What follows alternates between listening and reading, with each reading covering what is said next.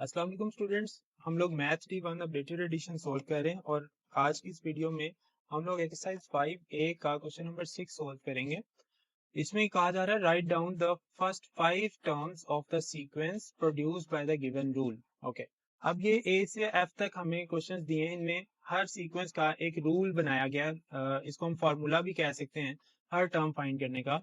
तो हमारे पास part A में कहा गया nth टर्म, ठीक है। nth टर्म को मैं नाम दे देता हूँ tn, t फॉर टर्म और n फॉर nth टर्म। और ये रूल इसका है formula is equal to 6n। तो हमने इसकी फर्स्ट 5 टर्म्स फाइंड करनी है। तो हर टर्म के लिए हमारे पास जो n होगा वो फर्स्ट 5 करनी है। तो n1 होगा, 2 होगा, 3 होगा, 4 होगा तो और 5 होगा। हर टर्म के लिए अगर फर्स्ट आपने फाइंड करनी है तो n की जगह 1 यूज करेंगे बोथ साइड्स पे। अगर सेकंड करनी है तो n की जगह 2, थर्ड के लिए 3 एंड फोर्थ के लिए 4 एंड फाइनली फिफ्थ टर्म के लिए n की जगह हम 5 यूज करेंगे। तो बहुत ही आसान है। फर्स्ट टर्म के लिए हम t1 यूज, n की जगह 1 यूज करेंगे तो t1 हो जाएगा। और इसी तरह 6 के साथ जो n है उसके अंदर भी हमें 1 यूज करना होगा। तो 6 1 जार क्या हो जाएगा 6। तो फर्स्ट टर्म हमारी इस सीक्वेंस की इस रूल के अकॉर्डिंग 6 आ रही है। सेकेंड टर्म हमारे पास क्या आएगी 6 और n की जगह हमने 2 यूज करना है। 6 2 जार हो जाएगा 12। ओके, तो सेकेंड भी आ गई। अब थर्ड टर्म के लिए हम n की जगह 3 यूज करेंगे बोथ साइड पे।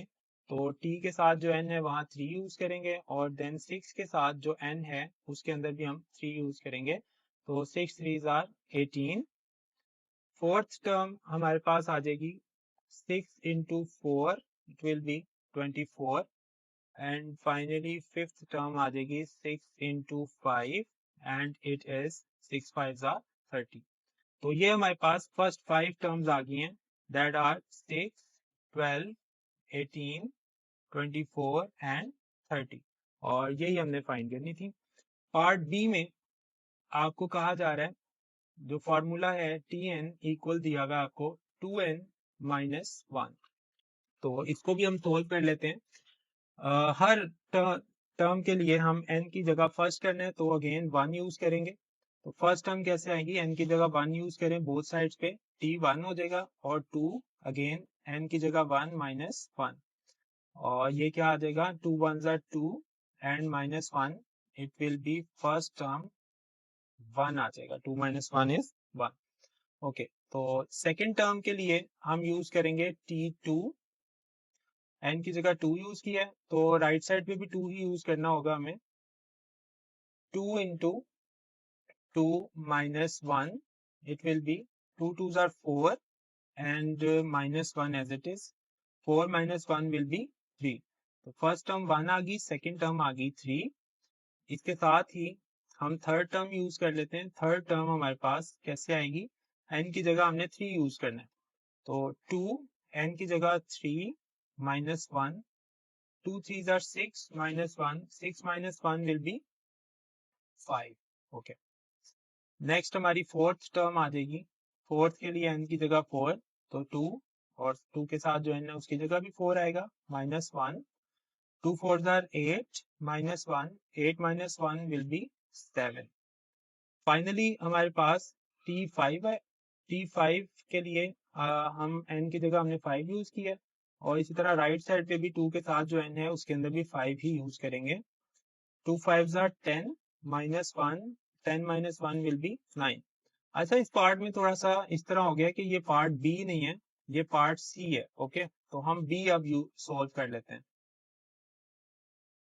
बी पार्ट में आपको जो फॉर्मूला दिया हुआ है वो है T n is equal to n plus 3। Okay, तो इसमें भी हम n की जगह 1 यूज करेंगे, फर्स्ट आ जाएगी। सेकंड के लिए 2 यूज करेंगे n की जगह तो सेकंड आ जाएगी एंड सो ऑन। तो हम फर्स्ट टर्म फाइंड कर लेते हैं। टी n की जगह 1 यूज किया तो t1 हो गया। अगेन राइट साइड पे भी हम n की जगह 1 यूज करेंगे और प्लस 3 साथ as it is. 1 plus 3 is 4।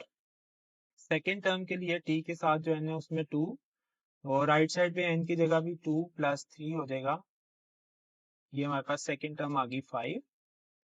Third term के लिए टी n की जगह 3 तो इधर भी 3 आ जाएगा और साथ फॉर्मूले का 3 as it is. 3 plus 3 is 6। Again T4 आ जाएगा आपके पास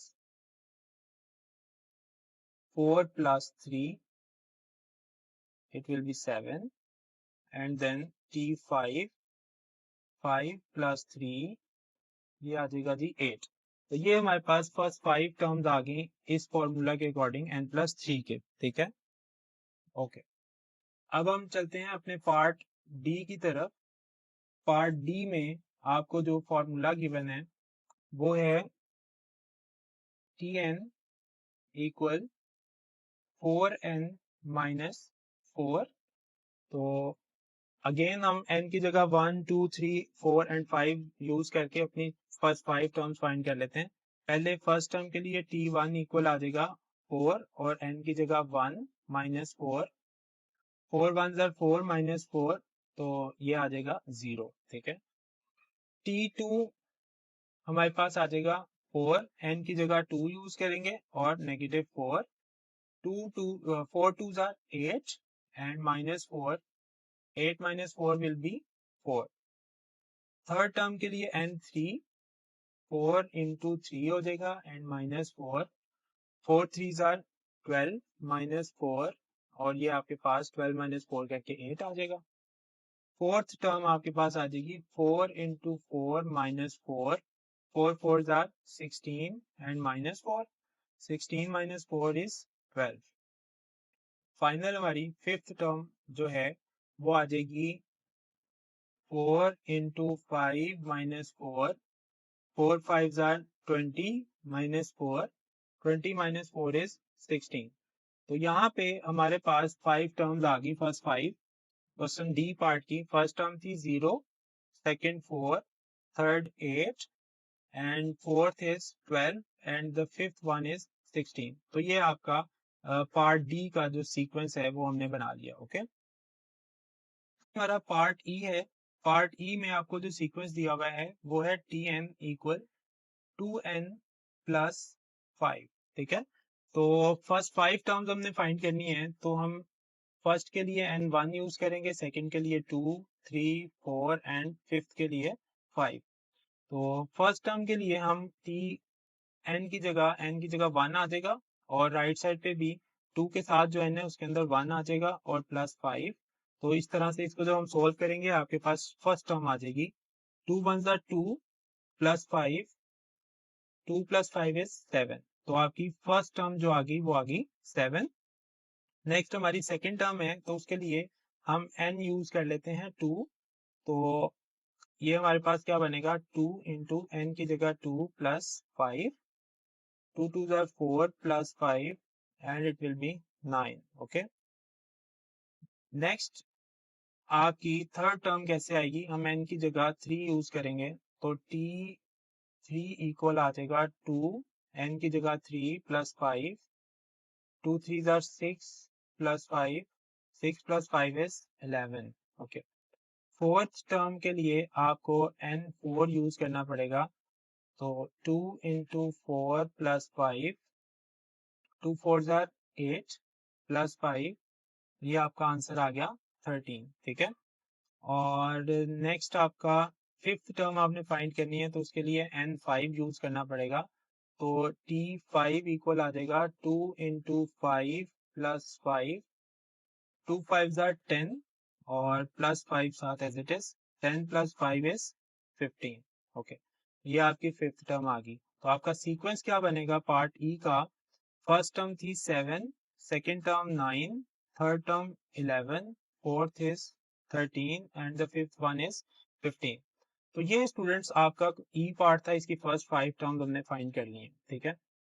अब हम अपने क्वेश्चन नंबर 6 के एफ पार्ट पे चलते हैं। एफ पार्ट में जो आपको फॉर्मूला गिवन है Tn is equal to 6n minus 3। तो फर्स्ट टर्म के लिए हम n1 यूज कर लेते हैं, तो T1 इक्वल आ जाएगा 6 इंटू 1 माइनस 3, 6 1 ज़ा 6 minus 3 as it is, 6 minus 3 is 3। तो फर्स्ट टर्म 3 आ गई। नेक्स्ट सेकेंड टर्म के लिए हम n2 यूज कर लेते हैं, तो T2 इक्वल आ जाएगा 6 इंटू 2 माइनस 3, 6 2 ज़ार 12 माइनस 3, तो 12 माइनस 3 इज 9। तो ये आपकी सेकेंड टर्म आ गई, ठीक है। नेक्स्ट थर्ड टर्म फाइंड करनी है, n3 यूज करना होगा इसके लिए। तो t3 इक्वल आ जाएगा 6 इंटू 3 माइनस 3, 6 3 आर 18 और माइनस 3 ऐसे, 18 माइनस 3 इज 15। तो ये आपके पास थर्ड टर्म आ गई। तो नेक्स्ट आप फिफ्थ टर्म फाइंड कर लें, सॉरी फोर्थ। तो उसके लिए n इक्वल 4 आएगा। तो t4, एक सेकेंड,